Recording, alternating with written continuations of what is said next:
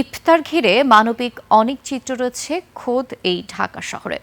তেমনি আজিমপুরের সলিমুল্লাহ মুসলিম এতিমখানা, যেখানে পবিত্র এই রমজানে শিশু থেকে কিশোর বয়সীদের জন্য প্রতিদিন ইফতারের ব্যবস্থা করা হয়। পরিবার ছেড়ে নতুন করে পাওয়া আরেকটি পরিবারের আবহ পেয়ে মুগ্ধ তারা। আরও জানাচ্ছেন দীপু শিকদার।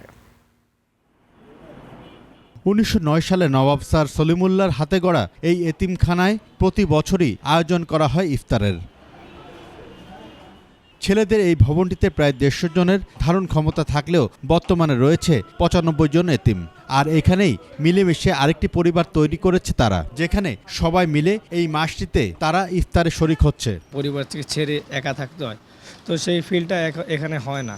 এখানে সবাই একে অপরের মহব্বত, ভালোবাসা, যার যার দুঃখ সবাই মিলেমিশে থাকে। প্রতিদিন 2 রকমের ফল থাকে, এসব দিয়ে প্রতিদিন ইফতারি করা হয়। বাসায় যেরকম আমরা খাবার খাই, আলুর চপ, বেগুনি, পেঁয়াজু, এগুলো দেওয়া হয়। আর সবজির ভিতরে মরিচ, এগুলো দেওয়া হয়। কর্তৃপক্ষের দেওয়া হরেক রকমের সামগ্রী রুমে রুমে পৌঁছে দেওয়া হয়, সেগুলো দিয়েই বানানো হয় ইফতার। ইফতার শেষে নামাজ পড়া আসা সবাই নিজেদের সিটে বা টেবিলে বসা পড়ালেখা করি। রোজা রাখলে বন্ধু বান্ধবদের সাথে ঘোরাফেরা করি, আবার এই যে ফল ফ্রুট দেয়, অনেক ভালো কিছু করে, সাররা আতর করে। এখানে কি করবা বলো? ইফতার কি দিয়ে করবা?